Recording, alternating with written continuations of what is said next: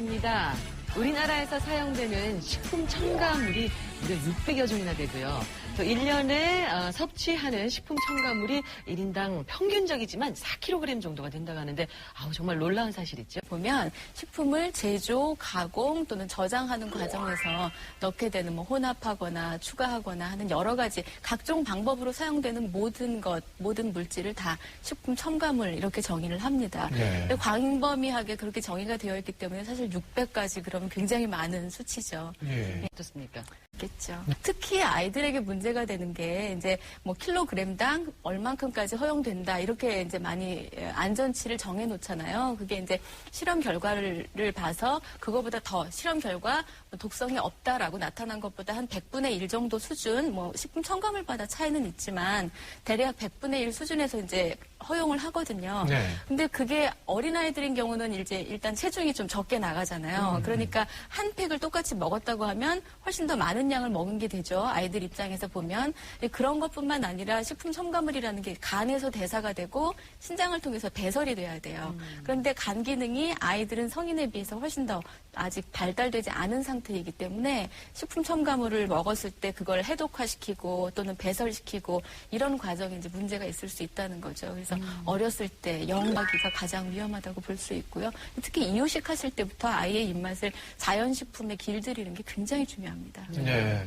자, 이 식품 첨가물에 관한 베일이 하나씩 벗겨지면서 저희가 피해야 되는 음식들이 하나씩 늘어간다는 사실이 참 씁쓸하고 안타깝습니다. 식품 첨가물에 관한 다음 호기심 건강충전 Q&A.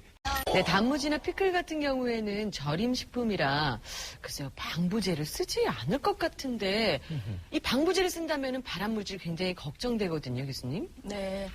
그렇게 생각들 많이 안전하다고 생각하시는데요. 여기 화면 보시면 이게 절임 음식 이제 피클 만든 거거든요. 마늘, 장아찌 위에 있고요. 밑에 있는 게 단무지인데 솔빈산 칼륨이라고 해서 두 가지 모두 다 합성 보존료, 솔빈산 칼륨이 들어가 있는 거 보실 수가 있고요.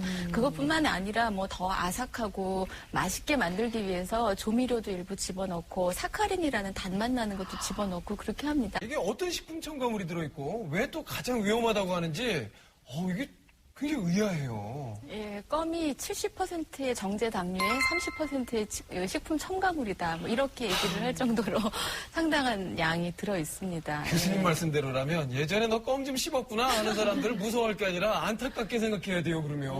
예, 화면에 보시면 여기 껌 베이스라는 게 있는데요. 이게 이제 껌을 쫄깃쫄깃하게 만들어주는 그런 기본 성분이고요. 이게 이제 예전에는 그 천연의 치크를 많이 사용했는데 요즘에는 합성된 제품을 거의 대부분 사용하고 있는 걸로 알려져 있어요. 근데 그것에 대한 유해성은 아직 이제 확실하게 밝혀진 것은 아니고요.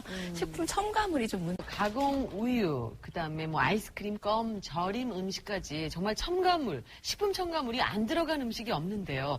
교수님, 이 식품 첨가물의 공포에서 벗어나는 방법, 아무래도 가공식품을 안 먹으면 되겠죠? 그렇죠. 안 예. 먹으면 좋겠죠. 네. 그런데 사실 요즘과 같은 식생활에서 가공식품을 완전히 안 드시기가 쉽지 않습니다. 그래서 이러한 유해물질이 들어있다는 걸 아시고 조금씩 줄여나가시는 노력이 필요할 것 같고요. 네.